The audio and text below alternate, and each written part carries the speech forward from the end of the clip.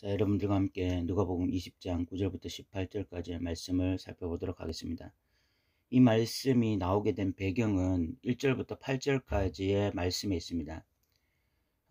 대제사장들과 서기관들 또 장로들이 예수님께 와서 무슨 권위로 이런 일을 하느냐, 예수님이 무슨 권세로 무슨 권위를 가지고 이런 일을 하느냐, 이렇게 물어보는 것입니다.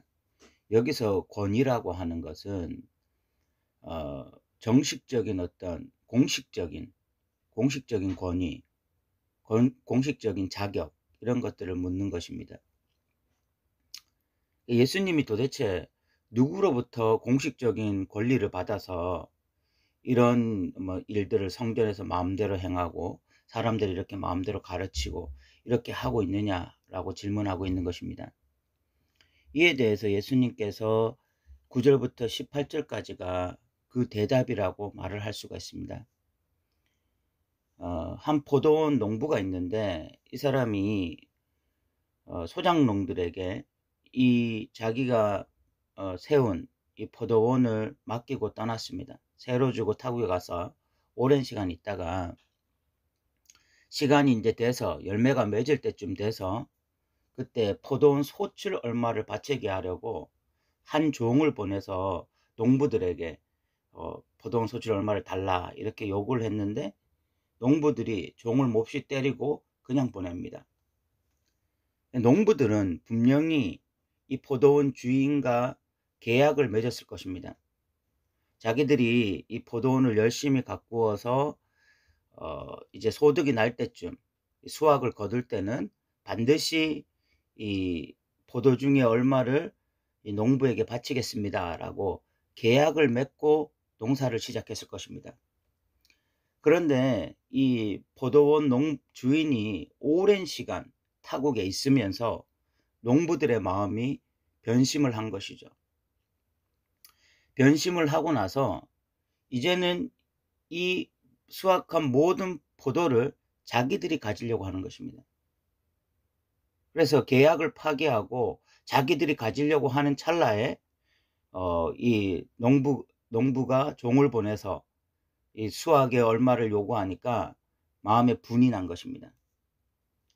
오랜 시간 농부가 오지 않으므로 이게 다 내 것이다 라고 이제 확증하는 순간에, 그런 마음을 가지는 순간에 농부가 다시 종을 보내서 수확량의 얼마를 요구하니까 처음 마음과는 다르게 내 것이라고 생각했다가 그것을 요구하니까 마음에 이렇게 분이 나서 종을 때린 것입니다. 다른 종을 보내도 그랬고 세 번째 종을 보내도 또 상하게 하고 내쫓았습니다. 그때 포도원 주인이 그러면 이 일을 어찌할까 깊이 고민하다가 내 사랑하는 아들을 보내면 이 농부들이 다르게 대할 것이다, 그렇게 기대를 하고 아들을 보냅니다. 그때 이 농부들이 마음이 얼마나 악해졌는지, 처음 농사를 지을 때까지만 해도 이렇지 않았을 거예요. 그런데 그 수확량을 보면서, 그 수확한 포도를 보면서 물질에 대한 탐심이 가득해지고, 그 물질에 대한 탐심이 가득해졌을 때에 마음이 얼마나 강팍해졌는지, 이제는 어떤 마음까지 들었느냐, 이 상속자를 죽이자, 그리고 그 유산을 우리의 것으로 만들자, 이런 마음까지 들게 된 것입니다. 사람이 참 물질 앞에서요 이렇게 한없이 약해질 수가 있습니다. 한없이 악해질 수가 있습니다. 오늘날 뉴스를 보면은 물질 때문에 부모를 버리는 사람들도 있고, 형제끼리 칼부림이 나는 경우도 있고, 또 이웃 간에 그렇게 친밀했던 관계가 또 물질 때문에 칼부림이 난다든지, 이런 일들이 비일비재하게 일어나는 것처럼 그 당시 이 농부들도 이 수확한 이 포도에 대한 집착, 그 물질에 대한 집착이 결국은 아들을 죽여버리자라는 마음까지 가게 된 것입니다. 참 이런 농부들의 마음은요, 이 포도원 주인에 대한 완전한 배신입니다. 사실 이 농부들이 이 포도원 주인을 통해서 농사를 지을 수 있는 것 자체가 은혜인 것이죠. 그렇게 해서 그 수확량의 얼마를 자기들의 것으로 할 수 있는 것이 은혜예요. 그런데 이 농부들이 어느 순간부터 욕심이 생기면서 은혜를 원수로 갖고 있는, 그 사람의 아들을 죽여버린다는 것이 그 사람에게 얼마나 큰 상처가 되고 아픔이 될지 뻔히 알면서도 이 물질에 눈이 뒤집혀서 결국은 그 아들을 죽여버리게 된 것입니다. 그때 이 포도원 주인이 어떻게 하겠습니까? 돌아와서 결국은 그 농부들을 다 진멸하고 포도원은 다른 사람들에게 맡기게 될 것입니다. 예수님이 이 비유를 하신 이유가 뭐냐? 그 1절부터 8절까지에 무슨 권위로 너희가 지금 예수님이 이런 일을 하고 있느냐라고 대제사장들과 서기관들과 장로들이 물었습니다. 무슨 권위? 공식적인 권리가 어디로부터 나오느냐라고 물은 것입니다.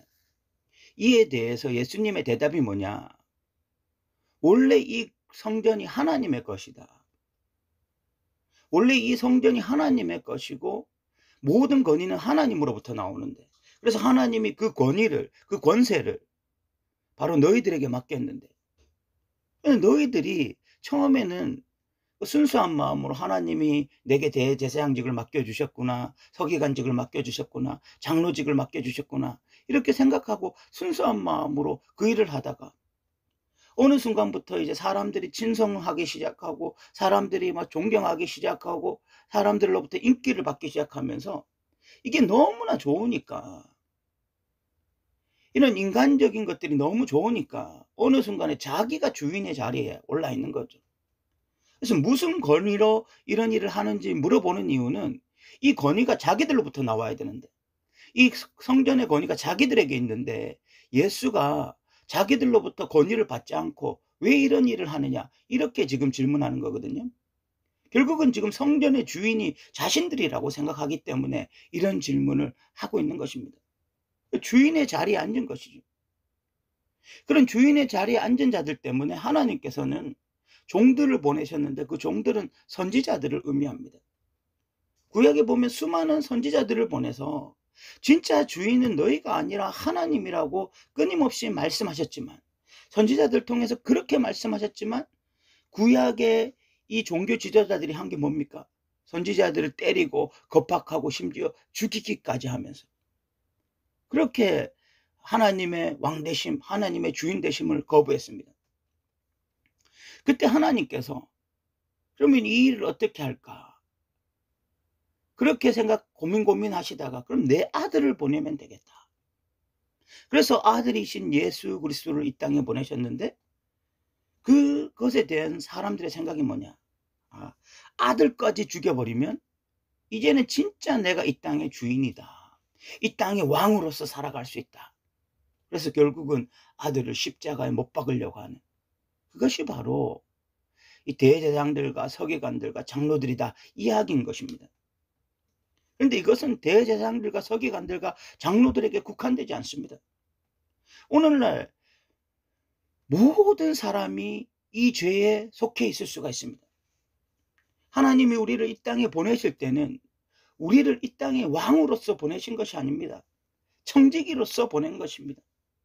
이 땅에 하나님의 이 세상, 이 하나님의 땅을 너희가 잘 농사지어서 다시 하나님께 바치라고, 그렇게 하나님께서 이 땅을 주신 것입니다. 이 땅에 우리를 보내신 것입니다. 그런데 이 땅에 와서 우리가 이 땅에서 농사를 지어보니까, 우리가 소득을 얻어보니까 하나님이 다시 바치라고 하는데도 바칠 수가 없는 거예요. 마치 다 내 것인 것처럼 느껴지고, 다 모든 게 내 것인 것처럼 느껴지고, 내가 주인인 것처럼 느껴져서 하나님께 바치는 것이 아깝고, 하나님을 왕으로 주인으로 섬기는 것이 아까운 것입니다. 그렇게 해서 끊임없이 하나님의 말씀을 거부하다가 심지어 우리가 하는 짓이 뭐냐? 예수를 십자가에 못 박아 죽여버리는 것이죠. 이 땅에 하나님의 아들이 왔을 때에 하나님을 철저하게 거부할 뿐만이 아니라 그 아들을 십자가에 못 박아 죽여버리는 것입니다. 그리고 우리 마음속에 생각합니다. 그래, 이제 내 인생의 주인은 내가 왕이다, 내가 주인이다, 이제 내 멋대로 살면 되겠구나, 내가 이제 이 세상의 것 마음껏 누리면 되겠구나, 이렇게 생각하는 것입니다. 그런데 그들의 결말이 어떻게 될까요? 16절에 보면 와서 그 농부들을 진멸하고 포도원을 다른 사람들에게 주리라. 포도원이 다른 사람들에게 주어지는데 그 사람들은 누구일까요? 그 사람들은 주인을 주인답게 인정하는 자들, 아들을 아들답게 인정하는 자들, 그들에게 바로 이 포도원이 주어질 거라고 말씀하시는 것입니다. 그러면서 17절에 보면 그들을 보시며 이르시되 그러면 기록된 바 건축자들의 버린 돌이 모퉁이 돌이 머릿돌이 되었느니라 함이 어찌미냐. 건축자들이라 라는 것은 건축의 전문가들, 근데 그런 사람들이 버린 돌이 머릿돌이 되었다. 건축자들이 누구냐? 종교 지도자들, 대제사장과 서기관, 장로들이 예수를 버렸다. 하나님의 아들이신 예수를 버렸지만 그 예수님이 실질적으로 성전의 머릿돌이 되신 전문가들이라고 하는 사람이 버렸지만 실질적으로 하나님께서는 다시 그 예수를 성전의 머릿돌로 삼으셨다. 예수님이 가지고 오신 성전은 새로운 성전이에요. 이 바리새인들, 대제사장들, 서기관들이 성전의 건의가 어디로부터 나오냐? 예수님은 그 보이는 성전 그냥 헐어버려라. 내가 3일 만에 짓겠다. 그 성전이 무엇입니까? 바로 예수님 자신이며, 그리고 고린도전서에 보면 믿는 우리가 성전이 되는 것입니다. 그 성전의 머릿돌이 바로 예수가 되신 것이죠. 예수가 가지고 오신 성전은 새로운 성전이며 예수님의 건의는 오직 하나님으로부터 온 것입니다. 그러면서 18절에 보면 무릇 이 돌 위에 떨어지는 자는 깨어지겠고 이 돌이 사람 위에 떨어지면 그를 가루로 만들어 흩으리라. 이 말씀은 다니엘서 말씀에 나오는데 강력한 나라들이 있었지만 돌 하나가 뜨인 돌이 날아와서 그 나라들을 다 박살내버립니다. 그것이 바로 하나님 나라입니다. 예수님이 말씀하시는 것은 지금 마치 주인 행세를 하고 이 세상이 하나님 없는 그런 온갖 인간들이 왕으로 살아가고 있는 이 나라가 어느 순간에 하나님 나라가 임했을 때 그 인간이 왕이 되었던 나라는 다 무너지고 하나님 나라만이 서게 될 것이다. 이 말씀을 하고 있는 것입니다. 사랑하는 성도 여러분, 제가 이제 말씀을 마무리하면서 저는 하나님 나라를 알고 난 이후에 하나님이 왕이 되셔야 된다. 하나님이 우리의 인생의 왕이 되셔야 된다. 그렇게 주장하면서 지금까지 오고 있습니다. 그럼에도 불구하고 제 마음속에 끊임없이 제 소유권을 주장하고 싶은, 내 인생을 내가 개척하고 싶은, 내 인생을 내가 주인이 되고 싶은 이 마음이 사라지질 않아요. 참 죄송한 말씀이지만 사라지지가 않습니다. 좀 사라졌으면 좋겠는데, 좀 없어졌으면 좋겠는데 사라지지가 않아요. 그래서 매일 기도할 수밖에 없습니다. 주님이 가르쳐 주신 기도. 나라가 임하옵소서. 하나님, 제가 왕이 되려고 합니다. 하나님, 제 인생에 제가 주인이 되려고 합니다. 자꾸만 악한 농부가 되고 싶습니다. 주님이 내게 맡겨주신 포도원인데 내가 자꾸만 주인이 되고 싶습니다. 이렇게 기도할 수밖에 없습니다. 저를 불쌍히 여겨주셔서 하나님의 아들 예수 그리스도가 나의 왕이 되게 하여 주시고 주님의 것을 주님의 것으로 드릴 수 있는 믿음의 사람 되게 해달라고 기도할 수밖에 없습니다. 우리 모두 다 일평생 이렇게 살아야 할 것 같습니다. 우리는 일평생 우리의 싸움은 내가 왕이 될 것이냐, 하나님이 왕이 될 것이냐, 이 싸움입니다. 우리가 마지막 주님 다시 오셨을 때 악한 농부로 판명받지 않기를 진심으로 소망합니다. 끝까지 주인의 것을 주인에게 돌릴 수 있는 착한 농부들 되시기를 주님의 이름으로 부탁드립니다. 오늘 또 들어주셔서 감사합니다.